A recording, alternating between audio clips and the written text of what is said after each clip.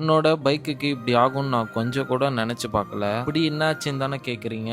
சொல்றேன். கொஞ்ச நாளைக்கு முன்னாடி நம்மளோட யூடியூப் சேனல்ல ஒரு ஷார்ட்ஸ் வீடியோ போட்டிருப்போம். எக்ஸ்பல்ஸ் செயின் இஷ்யூன்னு சொல்லிட்டு அந்த ஒரு வீடியோல நம்மளுடைய செயின் வந்து அதிகமாக நாய்ஸ் வருதுன்னு சொல்லிட்டு சொல்லியிருப்போம். அப்படி நாய்ஸ் வர செயினை வந்து பார்த்தீங்கன்னா டீசல் போட்டு கழுவி க்ளீன் பண்ணோம். பட் அந்த ஒரு விஷயம் நம்மளுக்கு கை கொடுக்கல. இதுல என்ன எனக்கு ஒரு ஷாக்கிங்கான ஒரு விஷயம்னா, வெறும் 16,500 கிலோமீட்டருக்கே என்னோட பைக்ல இருக்கிற செயின்ஸ் பாக்கெட் வந்து போயிடுச்சு. டேய் அவன் செத்துட்டான்டா. சரி, இதை பற்றி நம்மளுக்கு தெரிஞ்ச மோட்டோ விளாகர் கிட்ட எல்லார்கிட்டயும் வந்து நான் கேட்டு பார்த்தேன். அவங்க சொல்லும்போது தான் எனக்கு இன்னும் பயங்கர ஷாக்கு.